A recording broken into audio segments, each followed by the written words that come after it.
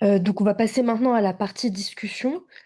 Vous pouvez poser vos questions dans le chat et on peut aussi ouvrir la salle à la discussion, mais peut-être qu'avant, privilège d'animatrice, je peux commencer cette discussion et faire un premier tour de questions moi-même. Un grand merci à tous les trois pour ces trois présentations qui se répondaient de façon extrêmement claire et qui permettaient vraiment d'avoir une vue d'ensemble, en tout cas, du communisme municipal. Ce que j'ai trouvé très, très stimulant, c'est que vous avez tous les trois choisi trois communes, Bagnolet, Ivry et Villejuif, qui se deviennent communistes en 1925 et donc qui ne passent pas sous la bannière rouge en 1935 pendant le Front populaire. Et donc on peut voir dans quelle mesure, en tout cas, ce tournant est un outil de légitimation de cette assise municipale, aussi bien sur le plan des notabilités que sur le plan de la légitimation, même pour obtenir des subventions tout simplement. Dans vos trois présentations, vous êtes revenus sur les formes de rupture et de continuité de ce projet communiste municipal, des formes de rupture sur le plan du projet de société, du personnel municipal ou en tout cas des conseillers municipaux, et sur le plan des politiques et des avancées sociales, à travers notamment l'exemple des écoles et des colonies, et aussi des formes de continuité avec des formes de notabilité municipale et un certain réformisme officieux, pour reprendre Emmanuel.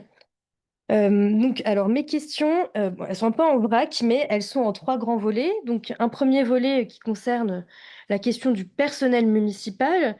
Donc, une première question pour Emmanuel Bélanger. À quel point, en tout cas, vous avez souligné le renouveau dans la composition sociale des conseillers municipaux. À quel point est-ce que ce renouveau est important par rapport à d'autres compositions municipales, notamment socialistes? Et est-ce qu'il y a quand même des formes de continuité politique, en tout cas, dans, pas forcément dans les conseils municipaux, mais en tout cas dans le personnel de mairie municipale? Je me posais aussi des questions sur la répartition genrée du personnel municipal, mais là, je ferai vraiment pour ma paroisse. Pour Mathis, je me demandais, tu évoquais la présence de différents conseillers municipaux autour de la personne de Paul Vaillant-Couturier. Je me demandais quelle était la rotation en fait de ces conseillers municipaux. Et tu as évoqué le parachutage de Paul Vaillant-Couturier, donc une forme de contrôle, enfin, ouais, le parachutage et la rotation des conseillers municipaux. Je me demandais quel était le contrôle du parti, en tout cas sur ces conseillers municipaux et ces listes municipales, et si tu pouvais aborder notamment la question des sections municipales. Pour Geoffrey, je me demandais qui était le personnel municipal qui prenait en charge les colonies de vacances et quelles étaient ses caractéristiques sociales. Est-ce qu'il y a une répartition genre de ce travail-là? Je peux faire un deuxième volet. J'ai aussi un deuxième volet de questions sur la figure du maire, plus précisément. Pour Mathis, je me demandais si Paul Vaillant-Couturier était le seul maire parachuté dans les listes municipales. Et, enfin, bref, tu m'as comprise, en région parisienne. Et ce qui est curieux, c'est que donc c'est un maire parachuté. À la fin, tu évoques son décès. Je me demandais si on pouvait parler de conversion au municipalisme de la personne de Paul Vaillant-Couturier. Pour Emmanuel Bélanger, donc vous avez parlé de réformisme officieux. Je me demandais si on observait des formes de coopération avec des communes non communistes, parfois. Dans le cas de Matisse, j'ai cru comprendre que c'était compliqué, mais je me demandais si on avait quand même des exceptions. Et pour Geoffrey Poitou, je me demandais si le maire visitait les colonies et s'y mettait en scène, notamment dans la propagande municipale. Et j'avais deux dernières questions pour Geoffrey Poitou. Je me demandais, donc, vous évoquiez la division, enfin, tu évoquais la division sexuée des activités dans les colonies. J'aimerais bien que tu reviennes dessus, ça m'intéresse. Et je me demandais s'il y avait une création d'une offre concurrente du côté du catholicisme social de colonies de vacances à Bagnolet. Très bien. Ben, moi, je veux bien me lancer, hein, le premier, si vous le souhaitez. Louise, alors votre première interrogation portait sur le personnel communal et sur la question qui est fondamentale, qui est celle de la continuité administrative. On est bien Oui, d'accord que nous avons donc des ouvriers qui ont certes une expérience très souvent de la coopérative ouvrière, mais qui en aucun cas ne sont armés pour assumer des oui, responsabilités d'administrateur territorial, nous dirions aujourd'hui. Ils ont cette intelligence politique de privilégier la continuité administrative, c'est-à-dire que les alternances politiques et l'élection d'élus communistes n'est pas suivie par une purge de l'appareil municipal. Mm. Tout simplement parce que, ne l'oublions pas, depuis 1919, le personnel communal a un statut national qui est en passe d'être codifié. Et surtout, ils ont cette intelligence politique de mesurer qu'il est essentiel de former le personnel communal. On est à un moment de l'histoire où personne ne veut Mm. travailler dans les mairies, personne. Il est essentiel de valoriser cette fonction publique communale, hein, qui n'est pas encore reconnue comme du reste une fonction publique, et au contraire de s'entendre, et je réponds du coup à votre seconde question, de s'entendre avec l'adversaire, si ce n'est l'ennemi politique, Mm. c'est-à-dire le maire Mm. radical, le maire bourgeois ou le maire socialiste, hein, qui est SFIO, qui est vraiment l'incarnation, je dirais, de la figure ONI lorsqu'on est un élu Mm. communiste avant le Front populaire. Eh bien, le paradoxe, c'est qu'au sein de l'Union des maires de la Seine, au sein de ces instances amicalistes Mm. et au sein également des grandes intercommunalités que les maires communistes vont soutenir, eh bien, ils vont mettre en avant une école de formation qui va être essentielle, puisqu'elle annonce, pour celles et ceux qui connaissent, le CNFPT d'aujourd'hui. Ils créent ensemble, ces maires de banlieue, l'École nationale d'administration municipale, l'ENAM, précisément en 1922. Et les maires communistes vont être les premiers à inciter leur personnel communal, qui n'a pas d'affiliation partisane avec la SFIC, de suivre ces cours. Et ils vont promouvoir en quelque sorte cette promotion mairie, c'est-à-dire ces petits employés qui vont finir par devenir les secrétaires généraux de mairie, qui pour la plupart d'entre eux, je le redis, n'ont aucun lien avec le Parti communiste. Mais pourquoi il est essentiel que ces secrétaires généraux de mairie ne soient pas des partisans? Parce que les maires communistes ne sont, je dirais, par des familiers de la préfecture et des hauts fonctionnaires de la préfecture, alors que leurs secrétaires de mairie, eux, vont jouer cette médiation administrative et politique. Et c'est eux qui vont négocier les financements pour les colonies de vacances via la préfecture de la Seine, qui vont négocier avec la Caisse des dépôts et consignations des financements pour bâtir leur cité HBM. Et donc, on a tout un écosystème administratif et politique où chacun reste à sa place.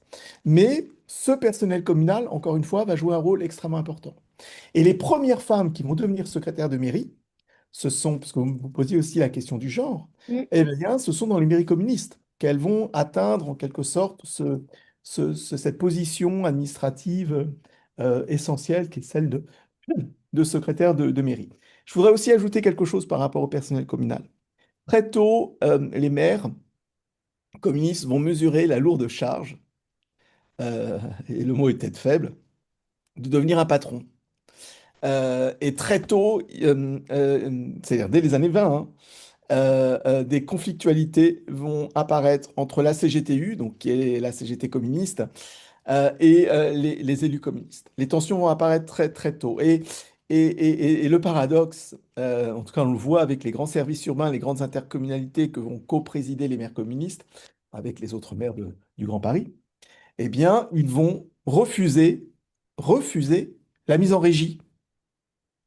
Ils veulent refuser la mise en régie tout simplement parce qu'ils ne veulent pas être confrontés, je dirais, à cette gestion communale, enfin cette gestion d'un personnel qui, incontestablement, les expose, en tout cas, souligne la difficulté d'être un patron quand on est un communiste.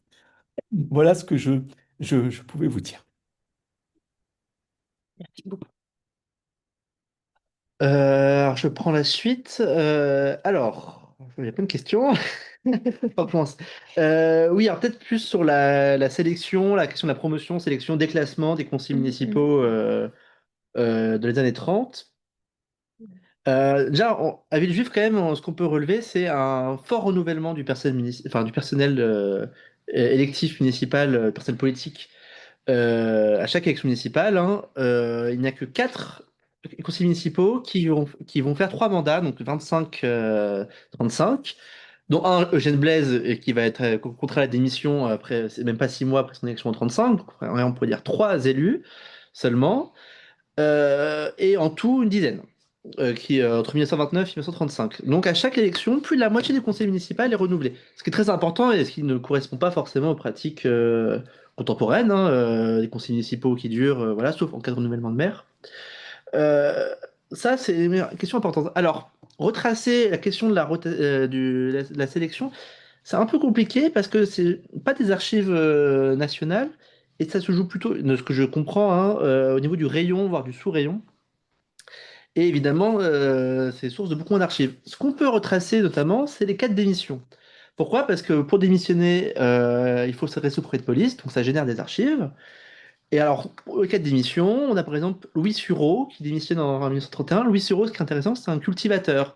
C'est un des anciens, c'est un banlieusard historique de Villejuif qui démissionne en 31, mais alors pour une raison de mémoire assez laconique, à savoir, suite à ce qu'on dit sur mon nom, je ne peux continuer à rester conseiller municipal. Voilà, tout ce que je sais. Bon, ça me dit rien en fait, finalement, mais c'est sûrement une accusation de bourgeoisie, que c'est comme il est propriétaire, cultivateur.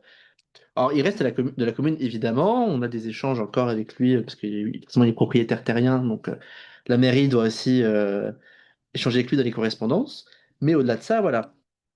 Un autre qui démissionne car son fils a assassiné quelqu'un, en fait. Donc, considère que sa légitimité est trop entachée pour continuer à siéger au conseil municipal.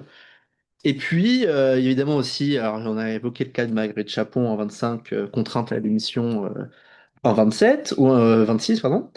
En 1929, il y a une seconde candidate femme aussi. Et alors, c'est assez intéressant, c'est qu'elle n'est notée sur les résultats des suffrages que dans un seul bureau de vote sur les trois. Et donc, et entre les deux tours, elle est directement exclue. Ce qui fait que, et je n'aime pas son prénom, bah, c'est Madame Phillips. Alors, Ok. je suppose que c'est la femme de Jean Phillips, qui était le gérant de Franc Rouge, vieux monsieur.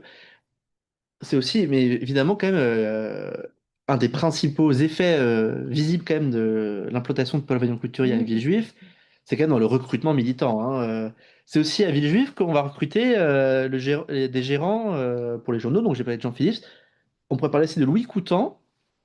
Ça, c'est quand même très intéressant. C'est à partir des années 30, pour éviter les condamnations successives liées aux articles de presse dans l'Humanité, on va embaucher en fait un pensionnaire de l'hospice pour vieillards, donc à Paul Brousse, pour nommer comme étant gérant de l'Humanité, pour qu'en fait c'est ce monsieur qui récupère toutes les amendes dessus. Et comme bah, il s'avère qu'il est plutôt proche de la fin, ce monsieur, et bah, les amendes ne sont pas payées.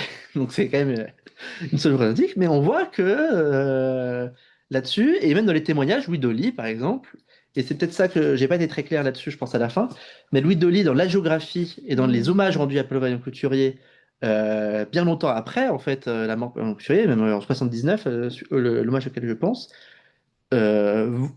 explique sa carrière politique par le fait que Paul Vaillant-Couturier l'ait choisi Mhm. directement. Et donc ça, on est sûr que sur ce point-là, c'est le rôle de Pavillon Couturier de choisir ses militants. Et puis la carrière de Georges Le Bigot, quand même, le montre très bien. Georges Le Bigot, qui après fera le voyage en URSS avec les maires de banlieue. Même parfois dans l'Humanité, à l'époque où Pavillon Couturier est rédacteur en chef, est mentionné comme le maire de Villejuif, par erreur, mais c'est un lapsus qui dit beaucoup de choses quand même. Bon, je vais pas faire le psy, mais voilà. Et puis. Évidemment, alors je n'ai pas parlé de Marie-Claude Vaillant-Couturier, mais c'est aussi, on pourrait aussi en parler, qui deviendra la députée de Villejuif pendant 30 ans après à la Libération. Donc de ce point de vue-là, oui, et sur les hommages et la mémoire si Paul Vaillant-Couturier, en fait, j'anticipe la troisième question, comment dire, ne se convertit pas au municipalisme, par contre, sa mémoire est une mémoire qui s'est très territorialisée à Villejuif et on va lui attribuer des mérites de politique qu'il n'a pas conduit. Typiquement, l'achat d'une demeure au Périgord pour la colonie de vacances. Les Bernardoux, achetés par la commune en 31. En 31, on le sait très bien, Paul Couturier où il est en URSS. Donc c'est évident qu'à ce moment-là, il a d'autres chats à fouetter que l'achat d'une maison, voilà. Mhm. Donc, ça, et pourtant, Louis Dolly, qui est présent quand même à ce moment-là, va lui rendre compte dans son image, va lui dire, grâce à Pavillon Couturier, nous avons les Bernardoux. pareillement pour le dispensaire, on a les dossiers administratifs aux archives municipales. On sait que ce n'est pas on sait que c'est Georges Bigot qui signe les papiers au Louis Dolly. Pour le cas des HBM aussi, l'avenir de la zone, pareillement, c'est Louis Dolly ou Georges Bigot qui va signer les papiers administratifs et la signature pour le même couturier est assez rare en vérité. Voilà. Je sais pas si j'ai oublié des questions, mais tu peux me le dire et je fais après. On pourrait refaire. On reviendra après. Sur le personnel municipal qui prend en charge la colonie de vacances, alors je sais qu'il y en a un, mais je ne sais plus à quelle date il est fait. Il y a un bureau relatif à la colonie de vacances au sein de la mairie. Par contre, en ce qui concerne le personnel en lui-même au sein de la colonie de vacances, les communistes recrutent essentiellement des locaux. Par exemple, je sais que jusqu'à encore aujourd'hui, le gardien de la colonie de vacances de la Vignerie est lui-même oléronais, Ok. etc. Donc ça, ils ont toujours favorisé les locaux justement pour que les enfants de la région parisienne discutent avec des personnes du terroir. Bon, au sein de la colonie de vacances, en soi, la division des tâches est très genrée. C'est souvent les femmes à la cuisine, c'est elles qui s'occupent de tout ce qui est la blanchisserie, etc. Même si on peut voir ci et là des hommes donner un coup de main. Il y a un film qui a été réalisé en 1932 sur cette colonie de vacances. Et de temps à autre, on voit aussi des femmes qui accompagnent aux sorties à la plage, etc. Mais voilà, c'est une division genrée classique que l'on remarque. Sur le personnel après en lui-même, bah, j'ai pas eu avec des noms particuliers, des actions, j'ai pas beaucoup d'archives à ce sujet-là. Moi, j'ai une question. C'est les élus, c'est les élus aussi de Bagnolet qui accompagnent la colonie ou C'est Alphonse Delavoye qui est directeur, qui est là durant tous les séjours et il s'assure à chaque fois que les enfants retournent à Bagnolet. Il fait tous les convois avec eux. D'accord. Ok. Bah, peut-être, je peux enchaîner sur la deuxième question que tu avais, c'était tu demandais si le maire Paul Coudert se rendait à la colonie de vacances. C'est le cas, on a des photographies, on a des retours dans la Voix de l'Est, dans le bulletin municipal officiel. C'est souvent mis en scène, effectivement, il y a des démonstrations gymniques, etc. On accueille même parfois des maires d'autres communes communistes. Non, j'ai pas mal le prononcé, Klamaus. Clamamus. Voilà. Bobigny. À Bobigny, qui vient. Mais si on regarde vis-à-vis de la Vignerie, ce qui est intéressant de noter, c'est que la postérité va surtout retenir Alphonse Delavoye. À tel point que quand j'ai été visiter la Vignerie dans le cadre de ma thèse, à l'entrée de la colonie de vacances, c'est une plaque en hommage à Alphonse Delavoye qui est mis en avant à la colonie de vacances. Voilà. Mais généralement, oui, dès qu'un élu vient, il y a une mise en scène qui après réapparaît dans la propagande municipale. Juste, je voudrais un petit peu des Oui, des questions dans le questions. chat. Donc, il y a des questions qui sont posées concernant. D'abord, je dois dire un mot de la part de Jean Vigreux, qui est retenu au CNU et donc qui tout l'intérêt qu'il porte pour ça, mais qui regardera a posteriori, voilà, qui m'a demandé de l'excuser. Et donc, on a plusieurs questions, des questions qui ont trait à la place de l'éducation populaire dans ces expériences, je pense, de colonie, j'imagine, que c'est plutôt par rapport à ça que la question se pose. Il y a aussi une question relative au contexte spécifique du Front populaire et donc notamment de la montée du fascisme à l'échelle internationale et des effets que ça a ou non, comment dire, sur ce que vous avez décrit. Je crois qu'il est surtout question des colonies, à nouveau, hein, je crois que c'est ça. Hein, si on entend retour à l'enfance, on déduit donc que c'est surtout par rapport aux colonies. Et puis, il y a 5 questions posées par Rachel Mazui, je vous les lis. Pour Villejuif, il est clair que l'opposition à Paris pour lotir les zoniers ne peut que rencontrer l'opposition de la municipalité. Auprès Saint-Gervais, un tiers de la commune est perdu au profit de Paris quand la zone est intégrée à Paris, une annexion. Ils doivent relocaliser une école et certaines rues avaient été aménagées. Quid de Villejuif? Deuxième question, sur l'enterrement de Paul Valéry Couturier, l'ancrage local est peut-être lié à l'importance des funérailles sur un modèle soviétique qui arrive avec cette de Barbus à Moscou, la garde du corps, le défilé de la population, etc. Marshall Mazui, vous voyez, c'est une spécialiste de l'Union soviétique. Donc, voilà, c'est bon, c'est entré, si je puis dire. Troisièmement, sur les colonies, j'ai travaillé sur les transferts et les circulations soviétiques dans Mon Camarade. Pour ceux qui ne connaissent pas, c'est une des publications de l'enfance qui est pilotée par Léon Moussinac. Et les colonies de vacances en font partie, à mon sens. Vous montrez bien les appropriations républicaines. N'y a-t-il pas aussi des normes, des règles de fonctionnement qui viennent du RSS à la Vignerie? Dernière question. Est-ce que le fait que les mairies anticipent l'union des gauches, la main tendue aux chrétiens, aux juifs, ne se mêle pas aussi avec le même phénomène dans les organisations de masse du Parti communiste que j'observe aux amis de l'Union soviétique très tôt, D'autant plus qu'elles ont des implantations locales. Ah, pardon, oui, petite erreur. Moussinak Sadoul, pardon. Mais c'est la même chose parce que vous savez que c'est les deux hommes du cinéma dans le parti. Mais effectivement, il y a une petite... pardon, Rachel. C'est juste. Voilà. Donc, Gérard reprécise quelles sont les parts respectives de l'éducation populaire Émancipatrice. émancipatrice, c'est à savoir Brigand. Alors, l'idée, c'est les amis du métro de Provence. Et moi, j'avais quand même quelques questions à vous poser. Je vais faire court. Euh, Bon. Ah non, il y en a vu une autre. Justement, j'en ai vu une autre aussi tout à l'heure. Ah oui, si, Véronique Bourquin, qui est aussi doctorante de Dijon, qui posait la question de, je pense que c'est plutôt pour Emmanuel, qui a un petit peu répondu, mais je pense qu'on peut dire un peu davantage sur les. Où est-ce que c'était là, je crois. Voilà. Est-ce que dès cette époque, il y a un début de coordination des élus communistes en France, plus tard la NECR, et au comité central, y a-t-il un ou des responsables de l'action des élus ou un secteur, même si c'est forcément à l'état embryonnaire? Et il y avait une question sur les symboles qu'on a pu voir, notamment les trois flèches qui sont le symbole de la SFIO à ce moment-là. Faucille et marteau, vous savez, mais les trois flèches, vous avez peut-être vu un parallèle, c'est le symbole de la SFIO. Moi, j'avais quatre questions, surtout pour chacun des doctorants essentiellement en réalité. Première question, premier échange, c'est par rapport à la question des sources. La source policière. J'ai énormément pratiqué la source policière. Et la conclusion à laquelle j'en suis arrivé, c'est qu'en matière de rumeurs internes au Parti communiste, ça a à peu près une valeur asymptotique à zéro. Et donc, comme ici, ça paraissait comme une source importante pour dire il a voulu. Bon, moi, je suis pas parce que pour avoir eu la chance de travailler sur l'après-guerre, où il y a beaucoup plus de sources communistes, et avoir essayé autant que possible de trianguler à chaque fois source policière, source communiste, bon, moi, bon, voilà, je pense que ça vaut rien, quoi. En gros, je pense que comme source en matière de, il voulait pas, ils savent rien, ils racontent n'importe quoi. Bon, moi, vraiment, je serais dubitatif.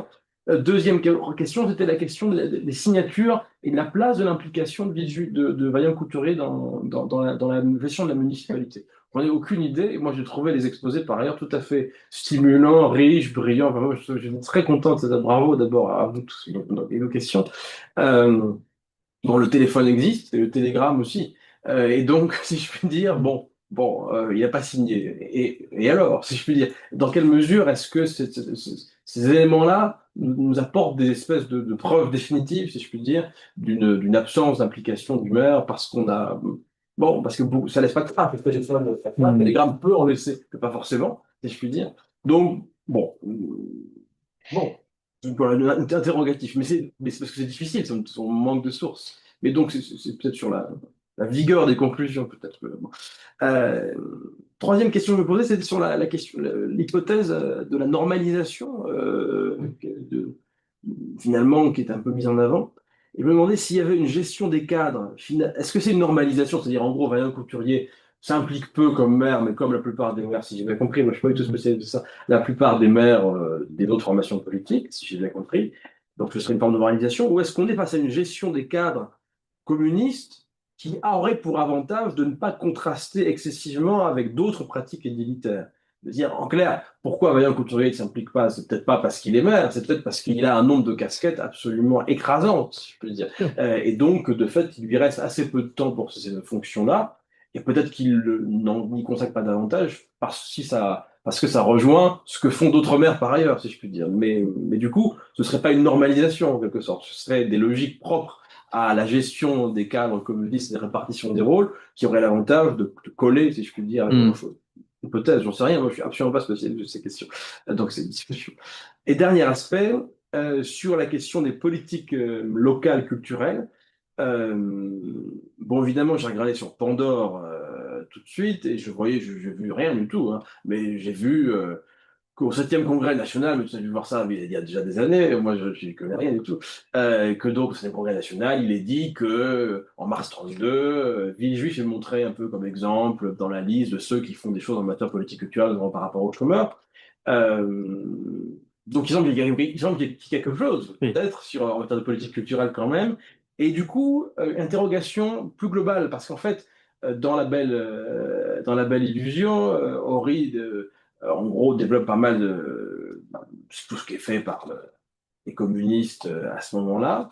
Et en matière culturelle, donc, c'est-à-dire l'essentiel, en gros, si je peux dire, en dehors des affaires d'État, c'est la force la plus active en matière culturelle au moment du Front populaire et de loin, et c'est Vaillant Couturier en première ligne de ça.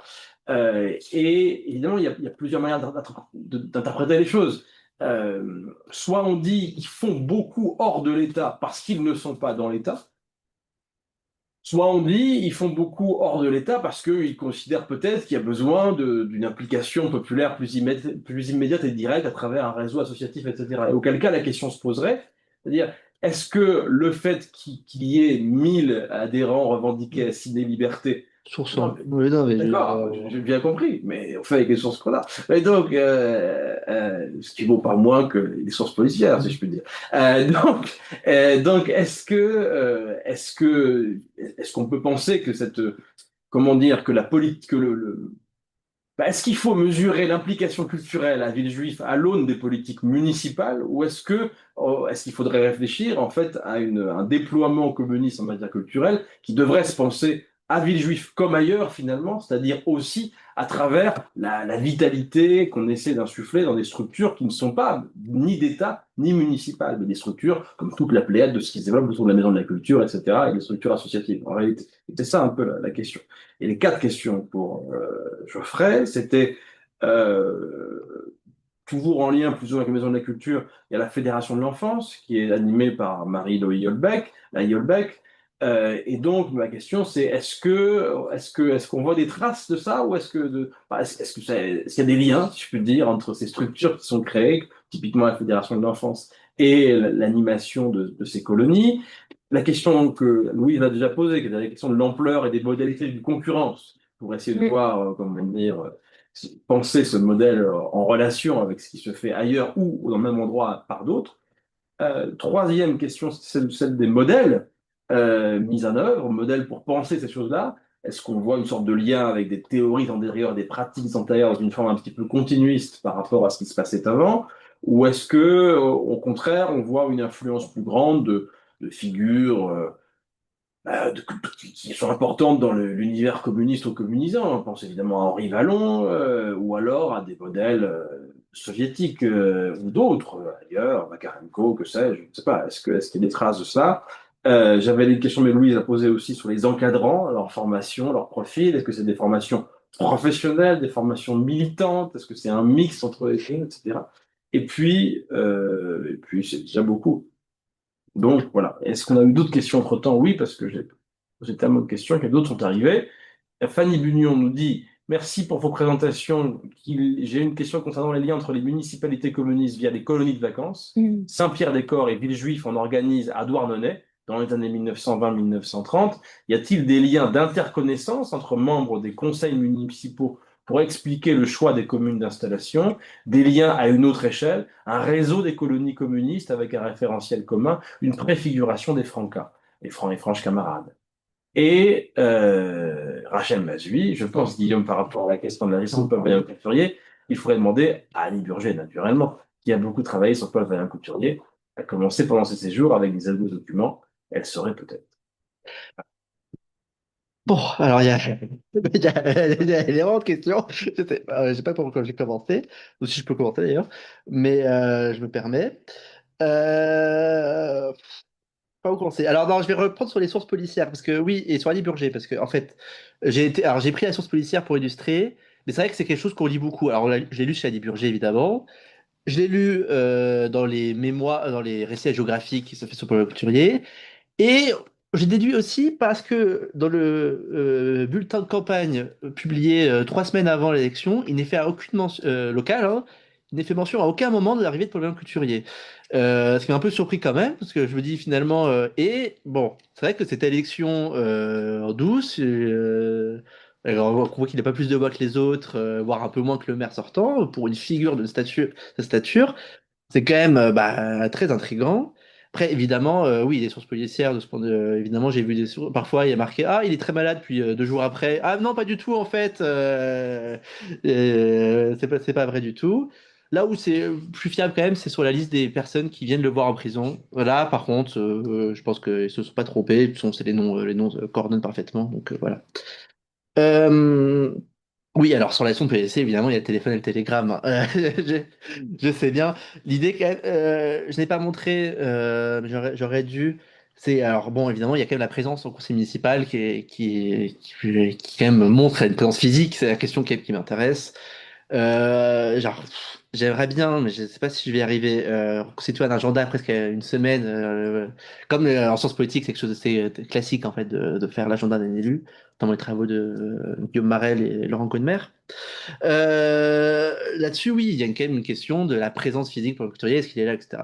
Bon, en fait, typiquement sur un mois, je peux voir quand il est là ou pas. Quand on a, par exemple, s'il y a une lettre à Pierre Cotte pour une réunion sur l'aviation au ministère, je sais qu'il est là. Quand c'est signé pour le maire et qu'il y a une série de lettres pour le maire, etc., je me doute que c'est plutôt. On arrive finalement à savoir quand même en regardant finement. Alors, j'ai pas le temps de tout reconstituer encore, hein, évidemment. J'ai dit, hein, ça fait un an que j'ai commencé ce travail, donc c'est un peu juste. Mais oui, oui, évidemment. Mais après, la question du téléphone, télégramme, elle est présente. À quel point évidemment il y a un degré de précision qui est très difficile à avoir avec les sources existantes. La question de la normalisation, c'était un peu la colle. Alors, je vais faire ça juste avant la question de la culture associative et je vais relier aussi à la question de l'avenir de la zone de Rachel Mazui. Oui, alors, juste pour l'avenir de la zone, sur la cité HBM construite par la Cité de Paris, oui, en fait, c'est un gros problème pour eux parce que l'école Karl Marx, dont j'ai évoqué précédemment, est déjà pleine au bout de 2 ans. Le problème des années 30, quand même, pour la gestion municipale, c'est le tarissement de toutes les sources des financements publics, hein. À Villejuif, le gros problème, c'est le chômage, notamment. Alors, dans les statistiques, oui, effectivement, on a 7-8% de chômeurs, mais en fait, les statistiques ne valent rien. Et la mairie estime à presque la moitié de la population touchée par le chômage. Et en fait, ça touche même les élus, notamment Gaston Cantini, que j'ai évoqué dans ma présentation, qui connaît le chômage à plusieurs reprises à cette période. Et une des solutions trouvées quand même par le Parti communiste, c'est de l'embaucher à la Famille Nouvelle, une des coopératives communistes de la région parisienne, où il va officier pendant quelques années, jusqu'à être à nouveau pris sous période de chômage. Et évidemment, ça impacte le travail politique. Et il faut avoir, quand on travaille sur le métier des élus, quand même, il faut avoir ça en tête. Et puis, alors pour l'avenir de la zone, il y a tout un jeu de négociation où en fait le bailleur va s'engager à construire une école à côté de cette nouvelle cité HBM, une école qui verra jamais le jour en fait à cause de la Seconde Guerre mondiale. Et la quatrième école de Villejuif verra finalement le jour dans le quartier nord, un quartier de lotissement, dans les années 50. Donc très tardivement, et ça pose un problème d'infrastructure très important. Et en fait, ça pose la question de l'argent, hein, tout simplement. Le chômage, alors bon, les communistes revendiquent, et un très fort travail sur les finances publiques à Villejuif, assez étonnamment, mais je pense que c'est lié au fait que on manque d'argent. Mais dans le bulletin municipal, très régulièrement, il est mis en avant cette question des finances publiques, de comment la ville se débrouille pour récupérer de l'argent. L'école Karl Marx, elle est financée à 90% par le département et l'État. La mairie, la ville ne met même pas 1 million de francs pour construire l'école. Et ça devient, au point que l'opposition, d'ailleurs, change l'attaque qui au début était portée sur le fait que l'école soit construite dans un marécage. L'attaque devient, en période de crise économique, on dépense l'argent de l'État sans compter, c'est scandaleux, voilà. Évidemment, pour la culture, la question de la municipalisation de la culture, c'est plus à Villejuif. C'est vrai que je l'ai dit rapidement, mais le groupe communiste s'est beaucoup constitué autour d'un groupe de théâtre, l'Églantine, et d'une pièce de théâtre, alors avec un nom qui aujourd'hui ferait frémir, mais ça s'appelle Youpinville-Rie, Youpinville-Rie, où en fait on moquerait les édibles locaux, les édiles locaux et leur comportement de bourgeois, voilà. Par la suite, René Hamon a un investissement très fort, donc, comme je l'ai dit, dans la Fédération de théâtre ouvrier français. Et puis, la bibliothèque municipale qui obtient aussi, qui bénéficie de pages dans le bulletin municipal, mais c'est à peu près tout. En fait, c'est quand même aussi dans la manière de se vendre dans le bulletin municipal, dans la propagande locale. La culture a une place évidemment assez fait par rapport à tout, quand on sait tout ce que Paul Valéry Couturier fait au niveau national pour cette question-là. Le sport a une place plus importante par contre. Mais oui, oui, et puis d'ailleurs, Paul Couturier, à un moment, pourra plus, sera interdit d'exercer son mandat pendant 15 jours en s'opposant aux manœuvres aériennes, mais militaires cette fois-ci, évidemment, quand on sait qu'après, il aura un engagement important pour l'aviation publique, en public, etc. Donc oui, tout repose sur l'enjeu associatif. Et alors, ce qui est étonnant, c'est aussi sur le cinéma municipal, typiquement, dirigé par un sympathisant communiste, parce que, alors, je sais pas les correspondances qu'on s'adresse à lui, cher Antoine, mais pas cher camarade. Donc je conclus que c'est un sympathisant, mais ce n'est pas un adhérent, ce n'est pas un militant. Ce qui est étonnant, c'est que pendant toutes les années 20, on va passer beaucoup de films américains, en fait. Et on reçoit des lettres d'Ivry leur disant, regardez, Ivry, il passe des films communistes, soviétiques. Ce sont des très bons films, vous devriez prendre exemple. C'est formidable. Ivry, il a évidemment le bon élève, en fait, hein, pour Villejuif. Dans les années 30, quand même, on voit aussi peut-être une petite soviétisation des films passés au cinéma municipal, sans que ça soit non plus il y a une diffusion assez riche et, internationale. Sur l'associatif, par contre, effectivement, c'est quand même le gros problème, c'est que c'est très difficile il faut lire ça entre les lignes, dans le fond rouge, on peut deviner quand il remercie telle personne d'avoir organisé une fête, ou on a diffusé telle chose, etc. Mais c'est un travail de fourmi, véritablement. Voilà. Ça arrive à la dernière question, et après je pèterai la parole. Sur la question de la normalisation du mandat municipal, qui m'a interrogé quand même, c'est évidemment comment Paul Vaillant-Couturier reçoit ce mandat en 29 et finalement l'ignore un peu, vu qu'il ne s'y rend pas avant 32.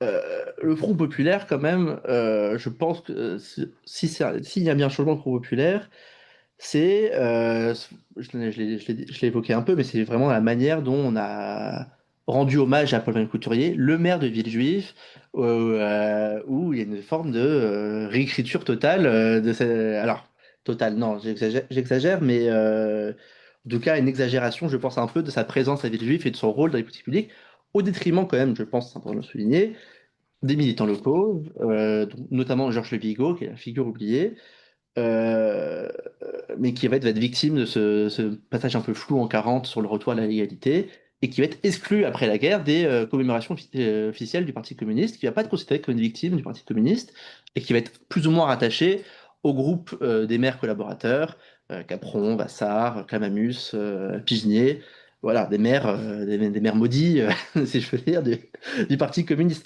Et c'est ce qui, à mon sens aussi, explique cette formule d'Étienne Fajon en 45 du critisme municipal. C'est évidemment cette collaboration importante du mouvement municipal parti communiste, et on parlait aussi de Victor Katz, hein, qui est le chef de la section municipale du Parti communiste jusqu'en 29, il me semble, après être quitté le Parti communiste, et qui va collaborer assez largement.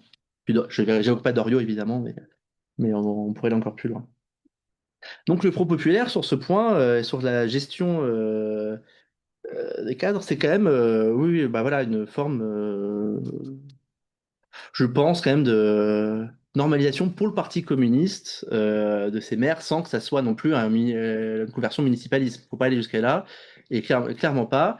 Et cet attrait pour quand en fait on pense à aujourd'hui, cette valorisation du communisme municipal dans la mémoire communiste contemporaine, c'est assez tardif en fait, hein. C'est quelque chose qui arrive beaucoup plus tard. Voilà, j'arrête là parce que sinon après. Euh, Peut-être commencer par la fiabilité des sources policières en elles-mêmes. Alors oui, effectivement, il faut toujours un peu se méfier de ce que racontent les renseignements et les notes faites en préfecture. J'ai pas eu le temps de m'attarder dessus dans la diapositive. Je mettais en avant un extrait d'une courte note faite par quelqu'un qui assistait au départ des enfants en collonie de vacances. Il expliquait que c'était le Secours Rouge international qui envoyait dans deux colonies de vacances des enfants. Or, le Secours Rouge international n'a pas de colonie de vacances, donc il confondait déjà SOI et SRI. Et en plus, à un moment donné, on voit que l'une des destinations de ces convois, c'est le Chapu, et le Chapu, c'est pour se rendre à l'île d'Oléron. Donc là, on parle clairement de la colonie de vacances de Bagnolet à ce moment-là, avec les effectifs. Donc effectivement, peut-être toujours regarder avec méfiance, mais leur avantage, malgré tout, c'est que parfois, quand on travaille sur les colonies de vacances, par exemple, sur le Front populaire, en dehors de ce que le bulletin municipal officiel m'offre et la Voix de l'Est m'offre, je n'ai pas de compte-rendu des séjours eux-mêmes. Il y a une liste d'enfants, et je crois que le seul compte-rendu que j'ai trouvé sur la période que j'étudie de 32 à 64, j'en ai un seul, c'est en 54-55. Donc, bah, malgré tout, elles peuvent essayer de, par comparaison, etc., dégager des généralités. Ce qui va me permettre comme ça de rebondir sur la question de l'éducation et du fonctionnement de la vignerie. Est-ce qu'il y a une inspiration soviétique dans l'éducation qui est donnée, etc. Si la presse locale met en avant toujours le système soviétique en éducation, le système éducatif soviétique, il y a quand même, je pense, une réalité à tenir compte, c'est que la colonie de vacances municipale agglomère des enfants qui ne viennent pas forcément de familles communistes, parce qu'en fait, c'est la seule colonie de vacances qu'il y a dans la commune, et on y va. Par contre, et ça, on le sait après-guerre, après 1945, avec le mouvement des Vaillants, etc., l'un des objectifs est que ces enfants, une fois qu'ils ont fait 1, 2, 3, 4 séjours en colonie de vacances, rejoignent après les organisations de masse du parti. Je sais également qu'il y a des films soviétiques qui sont passés les jours de pluie, etc. Donc, il y a toute une culture soviétique qui est transmise. Après, voir sur le modèle l'inspiration, ça, je préfère pas me prononcer, ça serait peut-être un peu trop présomptueux. Mais ce qui est notable, c'est souvent ce système de la greffe des communistes qui regardent ce qui fonctionne, ils se l'approprient, ils ajoutent leurs symboles, etc. Est-ce que le modèle des communes qui est attesté à Ivry-sur-Seine et au sein de la colonie de vacances du SOI, avec cette idée de créer des groupes d'enfants qui discutent entre eux et qui font remonter par le biais d'un représentant ce qui va pas, ce qui peut être amélioré aux adultes, est-ce que c'est généralisé? Je pense que oui, mais est-ce que c'est d'inspirer du modèle des Komsomol, etc. Pas sûr. Ça, je pourrais pas me prononcer. Le lien avec la Fédération de l'enfance, bah, tout simplement déjà mon camarade. Après, si on voit que dans les années 50, le but des colonies de vacances, c'est quand même qu'une part de ces enfants qui partent rejoignent après les organisations de masse, est-ce qu'on pouvait espérer que face au faible développement, faut avouer quand même, du mouvement pionnier, bah, en France, les colonies de vacances soient une forme de relais? C'est possible. Mais encore, sur ça, je n'ai pas assez de sources pour l'affirmer. En ce qui concerne la concurrence, j'avais écrit à la paroisse de Bagnolet et eux étaient incapables de me dire s'ils avaient une colonie de vacances dans l'entre-deux-guerres, etc. Ok. Patronage sûr, parce que c'est même attesté par le bulletin municipal officiel, mais une colonie de vacances, non. Donc, et quant à l'encadrement, il a existé à partir des années 30 une association des moniteurs et ce qui s'y fait au sein de cette association, c'est difficile de le dire. On sait que le but, c'est de garder un lien entre les moniteurs de la colonie de vacances et la vignerie, qui peuvent venir à l'occasion de certains séjours quand ils ne sont pas encadrants, etc. Mais sur l'encadrement lui-même, là encore, il faudrait faire d'histoire régressif en partant de ce seul compte-rendu que nous avons des années 50 et qui dit quand même dans ce compte-rendu qu'il faut renforcer la surveillance sur les propos sociaux-démocrates, etc. Et comme je l'avais souligné pour le personnel, on regarde toujours si ce sont des locaux, mais également, et ça m'a été rapporté par l'actuel gardien de la vignerie, tous les gardiens de la vignerie étaient membres du Parti communiste. Et après, je peux voir vis-à-vis de Ivry-sur-Seine, qui est installé au mat. Quand j'ai parlé de mon sujet de thèse à mes parents, ma mère a dit, ah bah, ta grand-mère a été cuisinière à la colonie de vacances d'Ivry-sur-Seine parce qu'elle était charentaise. Et je lui ai dit, ah, parce qu'elle était charentaise, elle fait, bon, membre du Parti communiste aussi. Et, donc, il y avait quand même l'idée de créer des réseaux et des relations. Sans doute, c'est pour ça que cette hypothèse de dire que ça permet de renforcer les liens entre le centre et la périphérie, je pense qu'on peut développer aussi vers là. Sur l'encadrement lui-même, les archives sont trop parcellaires. Et ça m'a été apporté par l'archiviste de Bobigny qui m'expliquait qu'à l'époque, on ne voyait pas l'intérêt de conserver ces documents-là avec le temps, quoi. Donc, voilà. Je pense que j'ai répondu. Ah, si, sur l'interconnexion des échanges entre les élus pour fonder les colonies de vacances, il me semble que c'est sur Pandore que j'avais vu cette note dans les matériaux destinés au Parti communiste, etc., que l'on conseille effectivement aux jeunes communes devenues communistes de rentrer en relation avec des communes qui possèdent déjà des colonies de vacances pour savoir comment elles ont procédé, est-ce qu'elles auraient des liens, etc. Après, si la question c'était, parce que j'ai plus totalement en tête, si c'était directement entre la Bretagne et le centre-ouest de la France, ça non, c'est pas sûr. C'était Mais développé. effectivement, c'est vraiment sur les élus en eux-mêmes, oui, il y a, on conseille effectivement de prendre contact avec un tel, savoir s'il aurait des propositions et des conseils.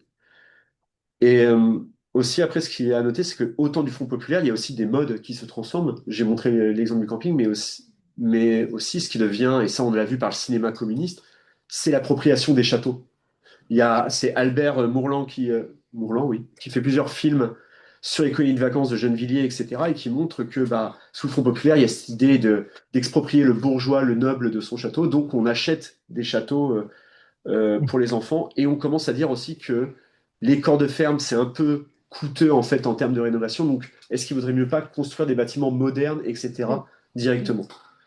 Donc voilà, il y a tout un ensemble de réflexions qui se posent au sein du Parti communiste et de leurs élus. Je pense que j'ai fait le tour à la fois. Et sur la division sexuée des enfants, Oui. ça, je reprends cette idée qui a été développée par Laura Liddons en introduction à son livre Histoire des colonies de vacances de 1880 à nos jours, où justement elle montre la particularité des colonies de vacances socialistes et communistes, sur le fait qu'ils pratiquent une mixité, mais que malgré tout, on vérifie Mm. qu'avec le développement des hormones, pas de flirt bourgeois, on est là pour la lutte des classes, quoi. Hmm. D'accord. Alors, ben moi, je veux bien réagir peut-être d'abord à l'évocation de Nathalie Fredon, qui dans le petit dialogue que nous avons rappelait, même si elle voulait pas justement évoquer ce retour à l'enfance, mais nous rappelait l'importance dans la mémoire collective de ces villes historiques du communisme d'implantation, ben, la place qu'occupent les colonies de vacances. C'est extrêmement intéressant et moi je peux témoigner.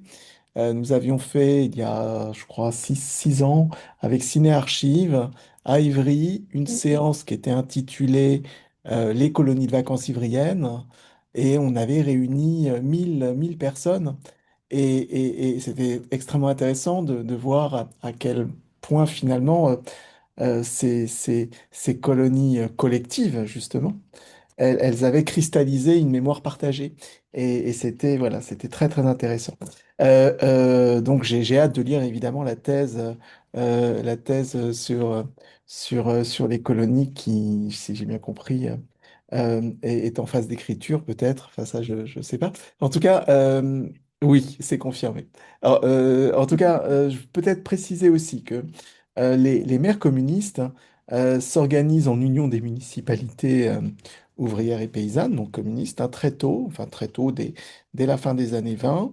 Ils prennent tout simplement le modèle de ce qu'ont fait avant eux la SFIO, hein, qui est un parti d'élus locaux, on le sait.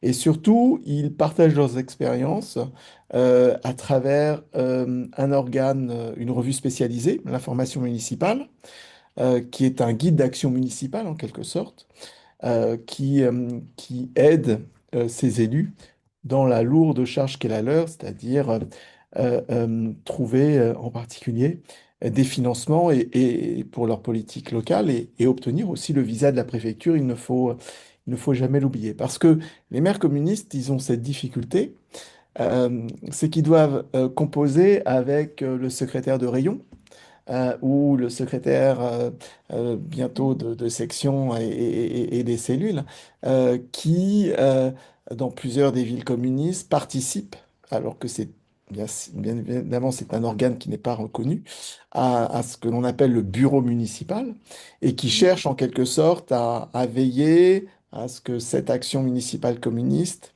elle reste fidèle en quelque sorte à la ligne du parti. Dans la réalité, elle est tout autre, hein. C'est-à-dire que l'émancipation des élus, elle est réelle. Elle est réelle parce que l'administration au quotidien d'un territoire, c'est pas une section, c'est pas un rayon ou un sous-rayon qui va pouvoir la conduire. Donc, mais il y a toujours cette tension, y compris à l'échelle des communes, entre l'appareil politique local communiste et l'administration municipale sous direction d'un maire communiste. Et en fait, ce qui est très très tôt, très intéressant quand on s'intéresse peut-être moins aux archives du Parti communiste français, mais plus aux archives de l'État, qui évidemment surveillent mais aussi accompagne l'action des élus communistes. C'est je dirais le regard que portent les préfets et les hauts fonctionnaires de la préfecture. Bon, en l'occurrence, c'est la direction des affaires départementales des préfectures et des communes. Ils disent très tôt qu'ils aiment bien travailler avec les maires communistes. Alors, je sais pas comment il faut l'entendre, je vous donne leur citation, en tout cas celle que j'avais recueillie, parce qu'il était précisé qu'ils ont le sens de l'État. Alors bien évidemment, ça renvoyait à l'ordre communiste, hein, que l'on retrouvait tout à l'heure sur une des affiches, une de l'humanité, mais ça plaît bien au corps préfectoral. C'est-à-dire qu'ils Mm. savent qu'ils auront des maires qui tiendront leurs engagements et tiendront leurs troupes aussi. Parce que derrière toute politique publique, ne l'oublions pas, il y a quand même toujours, quand on est un préfet, la question de la paix sociale. Et à partir du moment où ces maires communistes assument une égalité républicaine, et voire même l'incarnent, ils en font aussi leur allié, et ça se passe en 1935 et en 1936, surtout. Et par la suite, évidemment.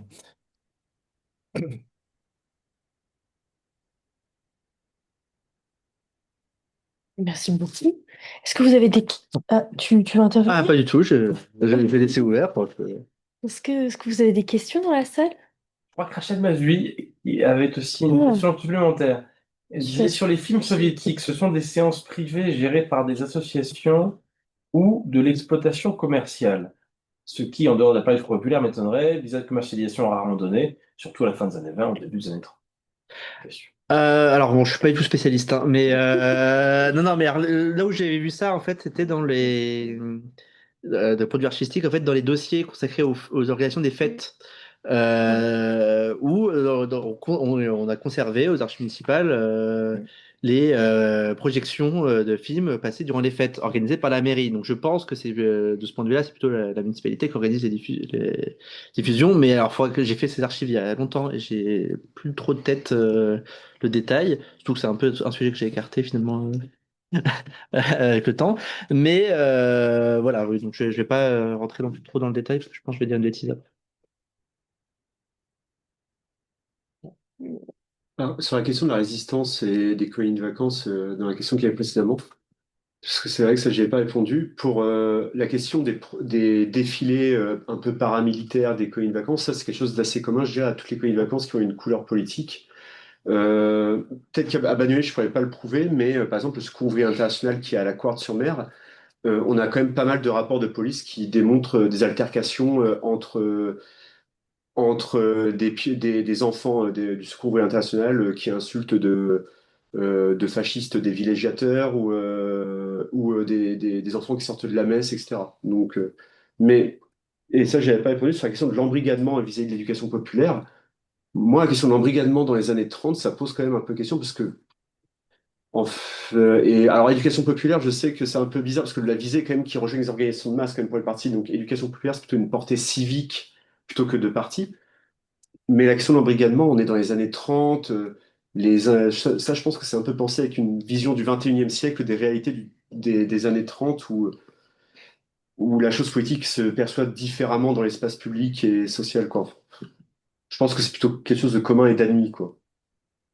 Si on est vraiment anticommuniste, on voit pas ces enfants dans la pays de vacances de la Vignolie, quoi. Je crois qu'il y a une relance de Véronique Bourquin Sur les flèches. sur, non pas les flèches, j'ai Est-ce répondu, mais je pense sur est-ce- ce qu'a, mais j'avais l'impression qu'Emmanuel Bélanger y avait répondu, non? Mais sur la Oui. question de la coordination des élus des élus communistes? communistes et s'il y avait au comité central une section, un secteur de travail, une section de travail. Ah, pardon. Ben, en fait, c'est exactement, figurez-vous, Véronique, la question que j'ai posée au Conseil scientifique des archives du Parti communiste français, c'est-à-dire euh, où sont ces archives de l'organisation avec justement aussi leur déclinaison du contrôle des fédérations et parmi ce contrôle des fédérations, bien sûr, ce qui était en jeu, c'est le contrôle des élus. Et donc, moi-même, je n'ai pas eu accès euh, à, à ces archives, hein. Et voilà, donc ça, à mon sens, ça reste un sujet vraiment important. On peut avoir la chance dans certains départements, je pense au Val-de-Marne, à avoir les archives de la Fédération du Val-de-Marne qui sont absolument passionnantes, y compris pour, à un autre moment de l'histoire, observer les relations d'un département communiste avec une fédération et avec bien évidemment le Parti communiste français. Mais malheureusement, elles n'ont pas toutes été conservées, ces archives des fédérations. Vous pouvez peut-être vous-même en témoigner, mais en tout cas, ce qui relève des archives centrales, hein, du PCF, je pense qu'on a encore tout un travail à faire pour justement les inventorier et surtout nous donner accès à ces fonds. Mais Guillaume, tu auras peut-être des choses c'est peut-être plus ton terrain aussi, hein. Ouais, je peux rebondir un petit juste avant.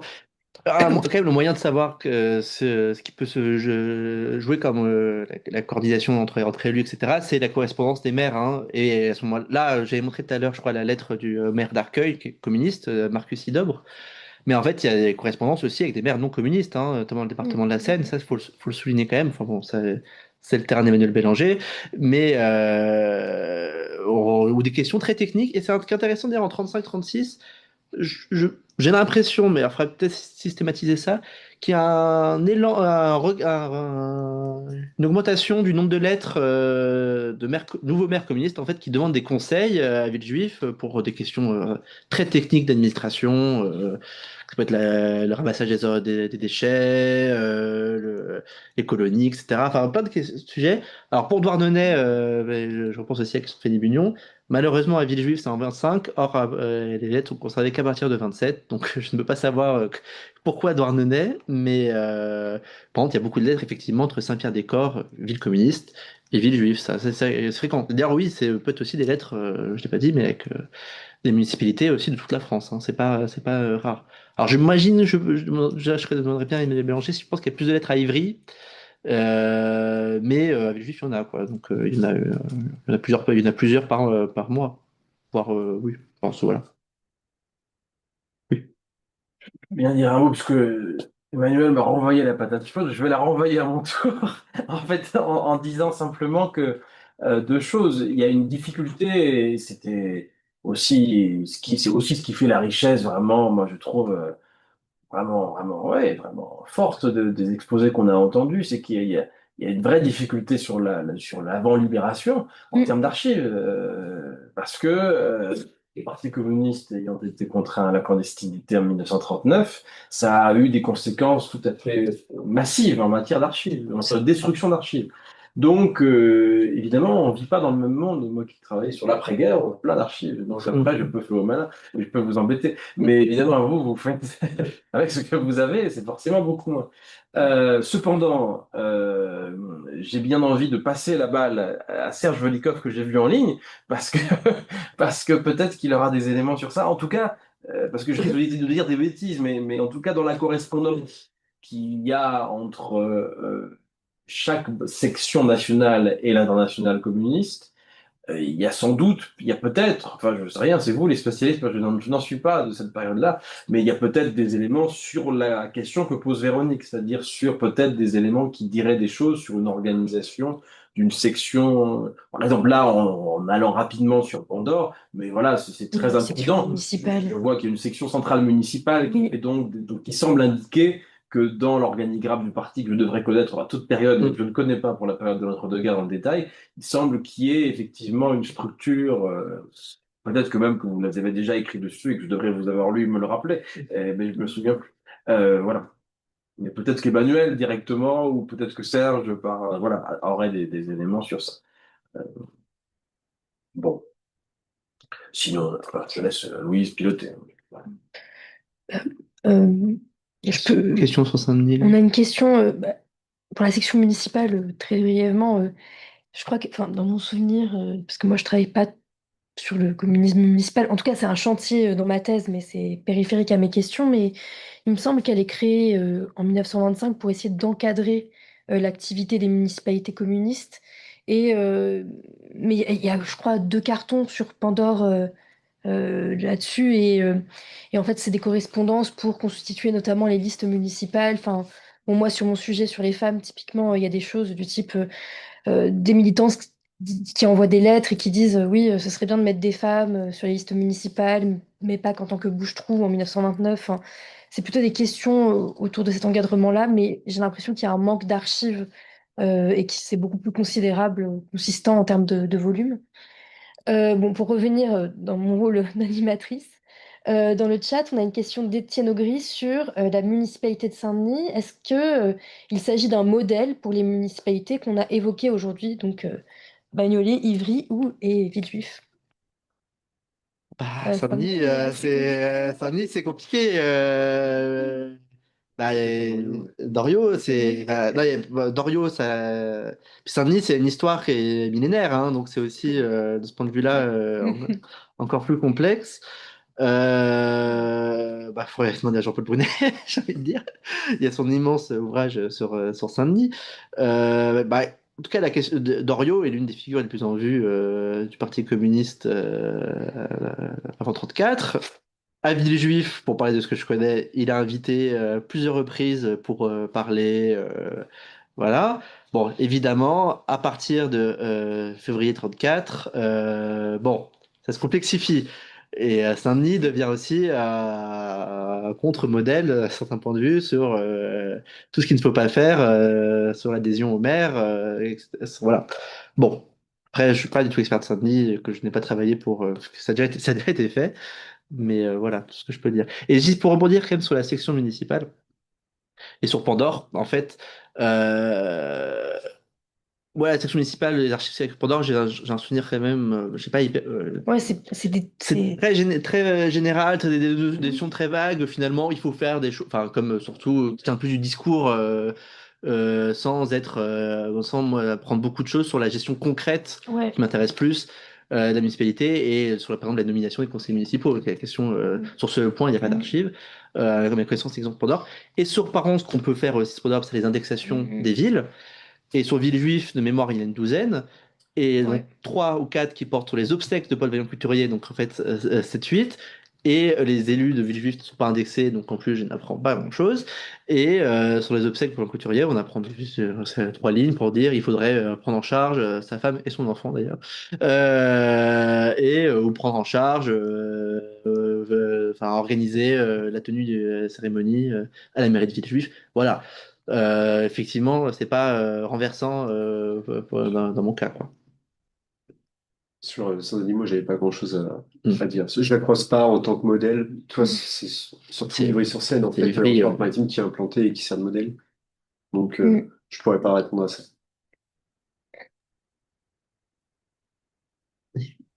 Mm. Non, mais c'est vrai que en revanche, on peut quand même bien insister sur la mémoire du doriotisme. Elle va, alors qu'on entre dans un moment de rassemblement et d'ouverture du Parti communiste français, c'est aussi le moment où une nouvelle dissidence municipale, et pas n'importe laquelle, puisqu'il s'agit de Saint-Denis et des communes aux alentours, vont fragiliser le Parti communiste français et renforcer hein, sa défiance à l'égard de ces élus militants, et même en l'occurrence pour Doriot, dirigeants, mais qui, à la faveur de leur implantation et de leur assise municipale, renforcent leur autonomie et leur donnent des ressources, en quelque sorte, pour défier le Parti communiste ou pour résister à la relégation qui est la leur lorsque le Parti communiste décide de les exclure. Donc, évidemment, cette image du doriotisme, elle va encore, ou en tout cas, elle explique pourquoi en 45 à la Libération et en 45, on théorise presque le crétinisme municipal, qui est dans tous les documentaires de propagande et de formation des élus locaux, parce qu'on a à l'esprit, le renégat Jacques Doriot.